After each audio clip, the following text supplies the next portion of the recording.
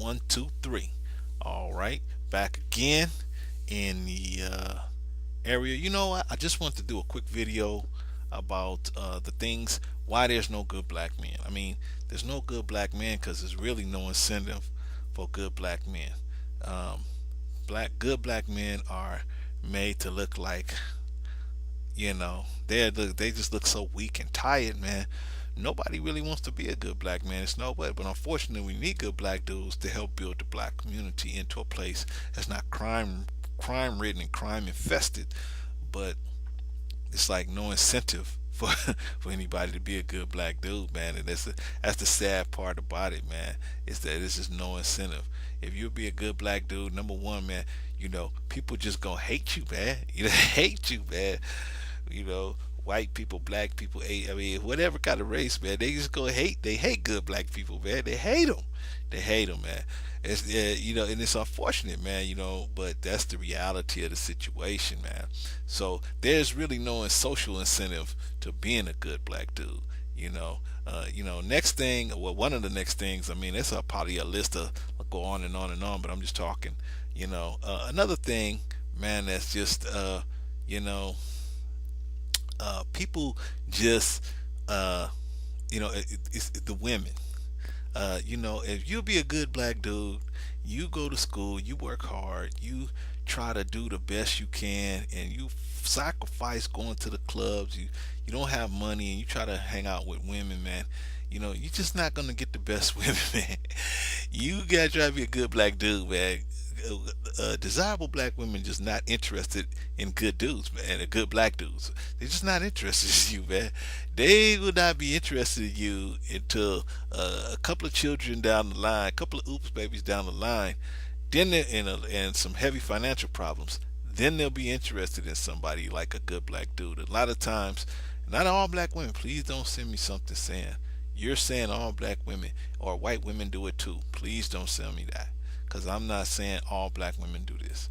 What I'm saying is, if you be a good black dude, most desirable black women are not interested in dudes that are good black dudes, meaning that they're not involved with crime. They got their pants around their waist, and they trying to be a help to the community. That desirable black women are usually not into guys like that, man. You trying to open the door and pay for the date, and they don't really respect people like that, man. So it's unfortunate. By the time they figure out that, man, that's the kind of guy I really probably should be with, they want to drop a couple of children on you, and they put you in a surrogate father role to some other man's children, and then on top of that, have you put you to work on their massive financial problems.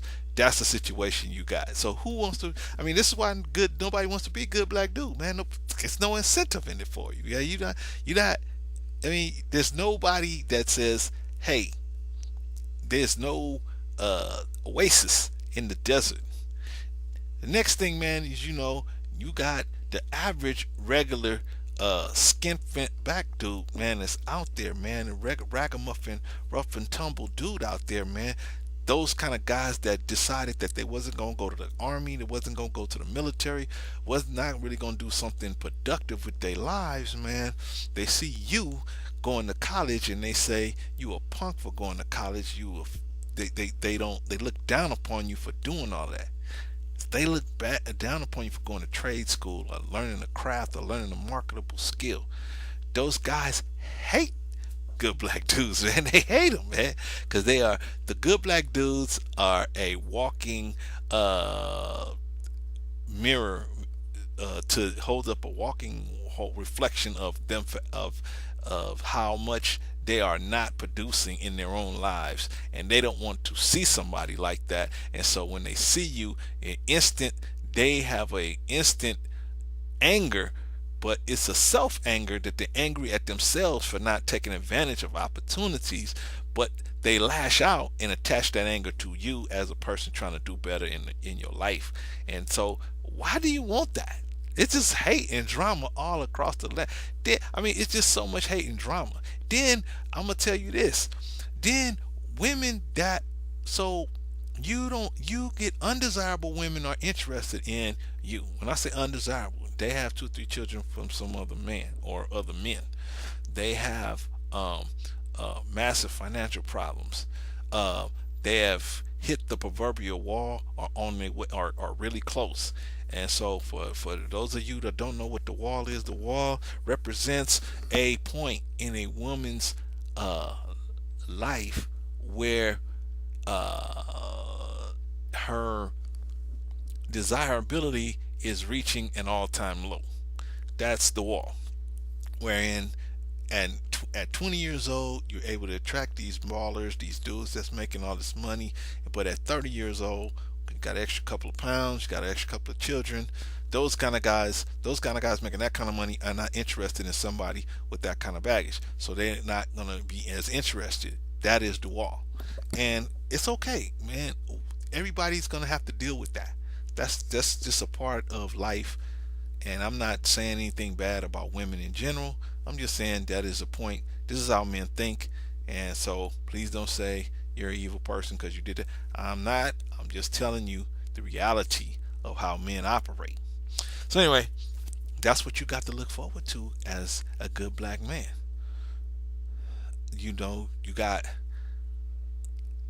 not even that's those dudes. And we ain't even talking about the gangbangers and the other kind of cutthroat dudes that's out there, man. They're looking at you saying, "Man, you a sucker.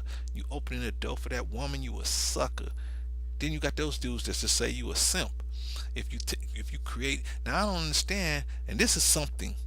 This is something that I have found that is absolutely unique to black men, where they call each other simps for taking care of their responsibility. I create a baby. I give a woman a seed, and it fertilizes in within her, creates a living being that needs to eat, sleep, grow, learn, talk, everything, function, needs attention to function. I create that life, but I don't want to. I'm supposed to not want to be involved with that life. See, something wrong. That is um, a Eurocentric thought process. That was a Eurocentric thought process because a um, pre-Euro thinking is if you're going to have sex, you should have sex, uh, with the intent or with the possibility or understanding that it may present you with a life. But as the European um, the European continent or area was had a lot of famine. Um, they decide they want to experiment, but they want to have sex. They want to experiment with having sex without producing children. So all these other deviations from the point of doing things to create conception. But that's a whole nother video. Do the deviations from creating conceptions so that things could be taken, so children could be taken care of. As a matter of fact, well, I won't even get into that. I'll keep that under my hat for right now because I don't want to stay on point with this.